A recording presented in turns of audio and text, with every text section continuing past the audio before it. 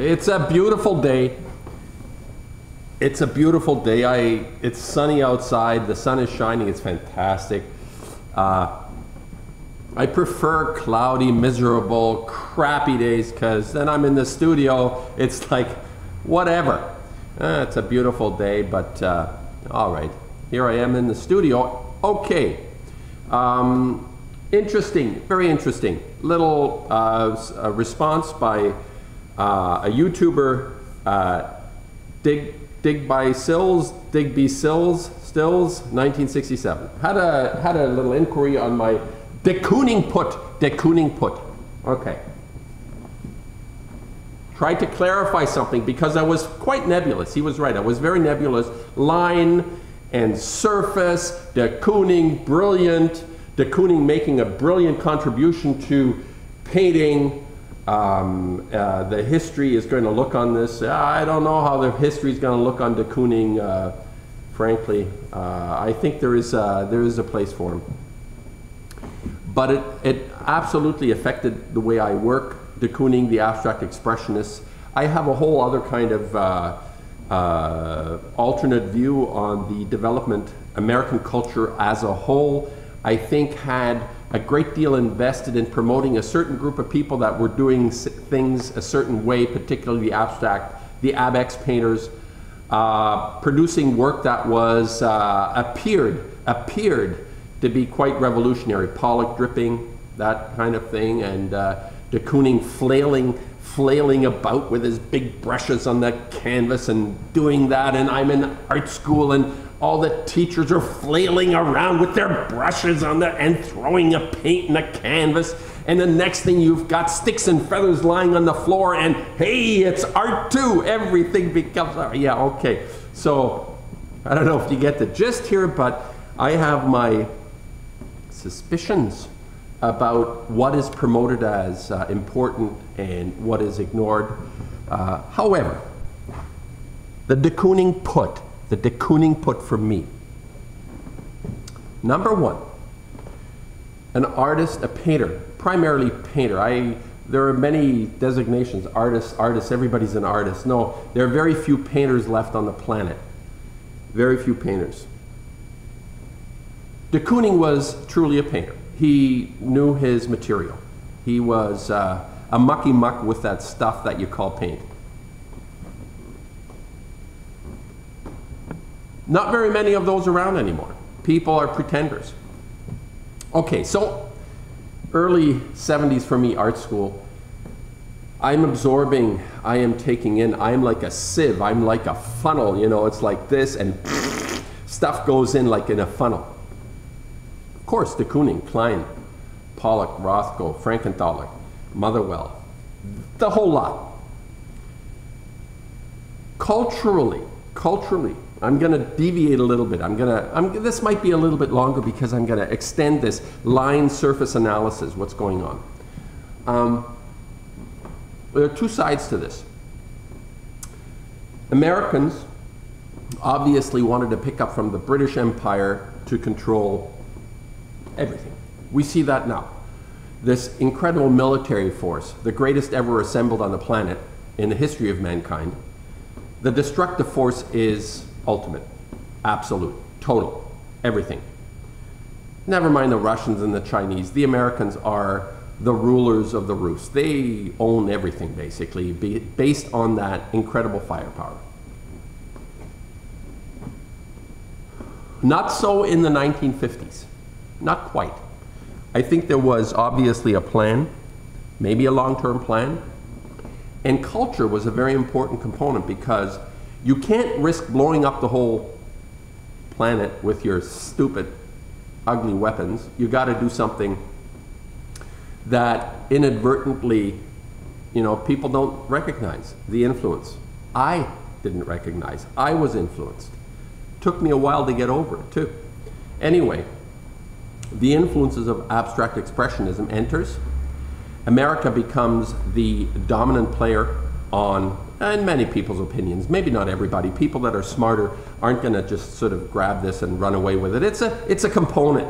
I mean, there is a value, there is an aspect to what happened during the 40s and 50s in the US, and it had major impact on everyone to the point where American culture infiltrated all other cultures in some form or other. People wearing Nike hats and all that sort of thing, you know, Gap clothes, the ugliest clothes ever invented since, you know, look at those Louis XIV, you know, he was a schmucky muck, but look at the clothes those people wore. If you think about Shakespeare and the dress, or, you know, my wife's an opera singer and she used to have this elaborate, you know, makeup and dress, and the dresses were gorgeous, they were fabulous. Where have we gone? Gap, the Gap, the Gap. Okay, please, you know.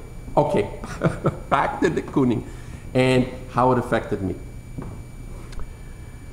Digby Stills asked me, you know, clarify this, and I tried to do it and go back to my foolproof painting, the Kooning Put. The Kooning Put basically established for me a very firm footing that there is something very exciting you can do with paint, other than, of course, Rembrandt, Tiepolo, Tintoretto, you name it, just Velasquez. Just put all those people on a plate for yourself and eat them up, eat them up, eat them up. So you've got this revolution, this sort of new energy coming into the mix here. Duchamp says painting is dead. Well, I don't think so.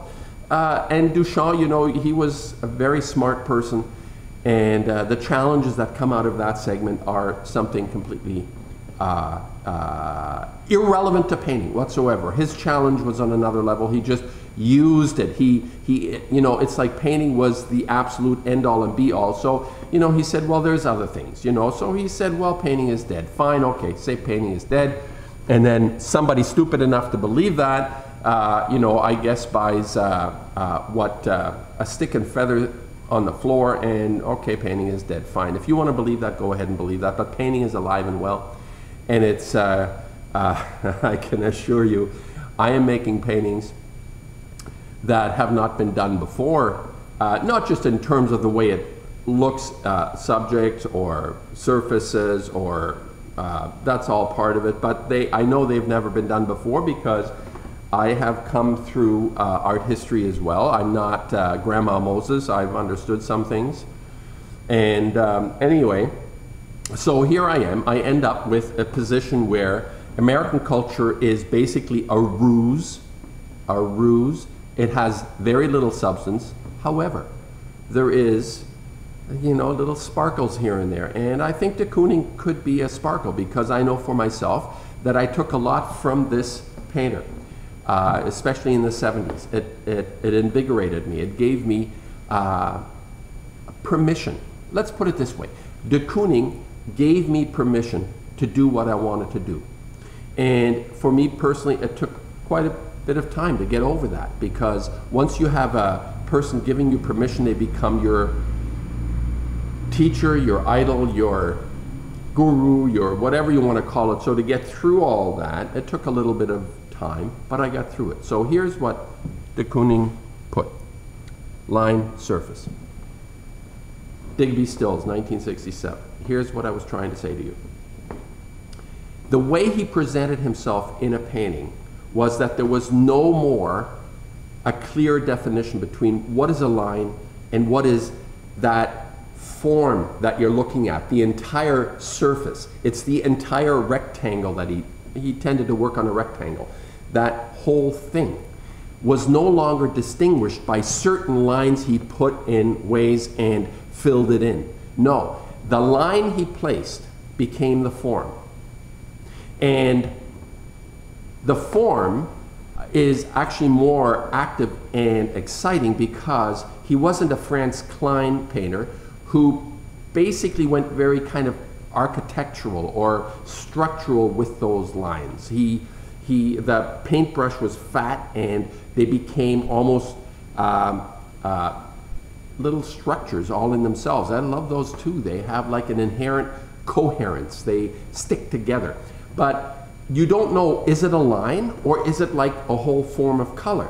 And if you look back at Rembrandt, I think we begin to see the sense of blurring away from a distinct, observable under a microscope feeling thing you can look at. No, Rembrandt begins to blur this. And there are other techniques. Blurring is one form of it, but let's progress, stay on de Kooning here. There is a way in which de Kooning applied his materials that merged. There's a merging. It's better probably than blurring. It merges, it comes together. And I'm going to put in a little bit of an example of how I've been able, through discovering my own work, the process that I use, which is very distinct to the way I work. And artists always have ways of working distinctly. Pollock dripped. De Kooning used wide brushes, so did other people.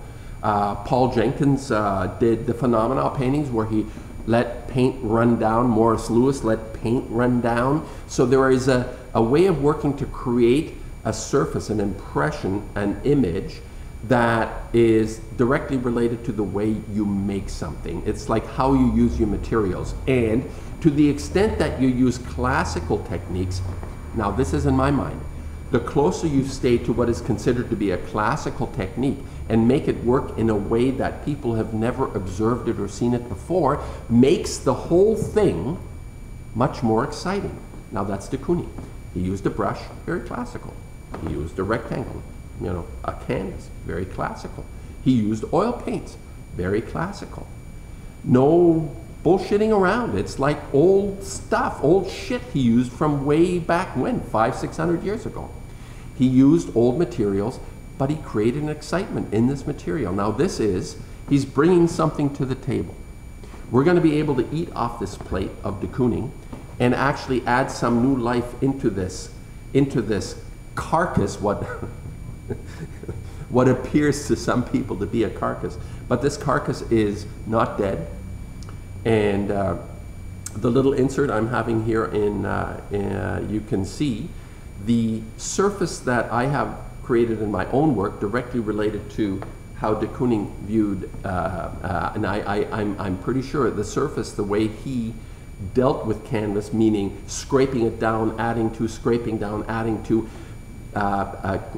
created an ambiance of sense, feeling, history, presence. It's like you rub it away, you put it back, you take it away, you erase it, you put it back. Interestingly, Rauschenberg erasing a de Kooning. This is like all part of this ambiance and feeling in the surface. But there is no longer a traditional surface the way we look back, the way we conceived or critically understood great art, from maybe the Renaissance, where things were very outlined and very crisp and very clear. And even Poussin, you have this very rigid clarity. The classical artists have this kind of very precise, clear, rigid format, which de Kooning, Pollock, those guys began to explode. To what extent they succeeded, we'll have to see. I believe de Kooning was probably the most successful in this. So this is my gist about the Kooning Put. When you figure out, now it's not going to look the same way as de Kooning. I've made a few paintings, as a gratitude. Is like I repainted his woman in my style, and you'd have to see it up close to understand what I'm talking about, and I'll put a little insert of that as well.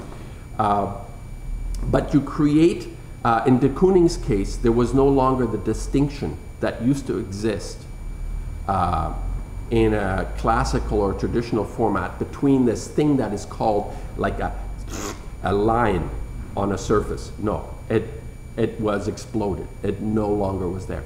So whichever way a person, a painter, interprets that feeling, that influence, I've done it in my way. It doesn't look anything like what de Kooning did. It's in fact a lot more classically oriented, my work. Although people will, yeah, no, I don't know if I should even be that rigid and say it that way. I think that classical. I guess, yeah, de Kooning was, if you read his biography, I forget who it was that wrote it, recently came out a couple of years ago. They were referring to the fact that he came through a very rigid sort of upbringing in this Holland Dutch school where he learned his trade, and was, he could make a hand look like a hand and an eyeball look like an eyeball, I guess. And so there's that classical side to him. I dismiss most of the earlier work. I find that so boring, that whole serialist stuff. It's so like, it's so contrived, you know. Give me the real thing, please. Just don't give me all this psychological crap. It doesn't work for me. Anyway, he had this sort of background. I can't bear to look at that shit. But you know, the energy he created with that transition, that no longer a line was a line on the surface. It was like an epiphany. You know, I look back on this, it was an epiphany for me because it catapulted me. Now, the idea that de Kooning, especially like Woman 1, the paintings that came after that sort of intricate sort of work, what was that called? Attic? Was it called Attic? Could be. And yeah, it was sort of feeling like, some of it was feeling like Arshile Gorky's work as well. But anyway, I'm not really that, I'm not that excited. I can see in the context of the time that it was created that it appeared to be quite revolutionary, but I don't really think he needed to go through that. But this, you know, he takes the big brush and he starts to create a surface, or he starts to create on his surface a feeling of, I don't know where the hell the goddamn line is anymore. It's everywhere, and it's nowhere.